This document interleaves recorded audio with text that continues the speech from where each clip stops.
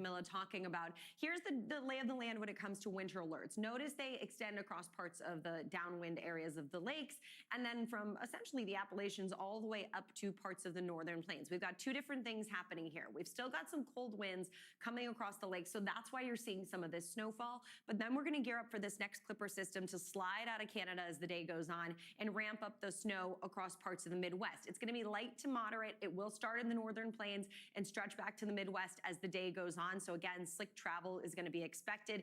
And that goes for tomorrow as well for parts of the central plains, as well as some additional snow across parts of the Great Lakes and eventually the mid-Atlantic. Now, big picture look, we'll see some pretty good inches when it comes to snow. We've got multiple rounds of snow, as I just showed. So anywhere from, half of a foot and higher downwind of the lakes and across parts of Illinois and Indiana are going to be expected as we get through at least Saturday. So multiple rounds of some additional snow. Speaking of multiple rounds, boy, have we got inundated with some of this heavy rain across the Pacific Northwest over the past couple of days. Now, the good news is we're going to see this rain kind of start to wind down. The atmospheric river is weakening, and that's going to give us some improvements for additional rainfall. Not quite done just yet. You can see still falling across parts of Washington and stretching back to the east.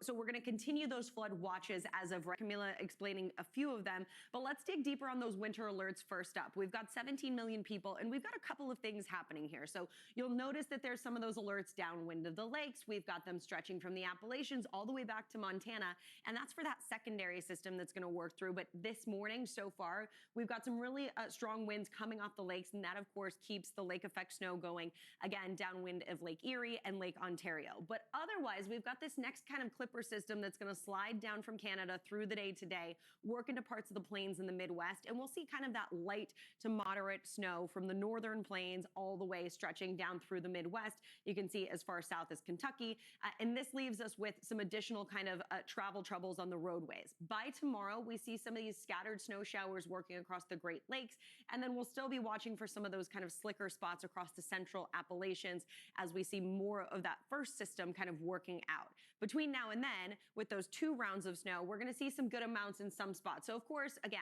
I'm a broken record here, but downwind of the lakes, you can see upwards of half of a foot, maybe 8 inches in some locations.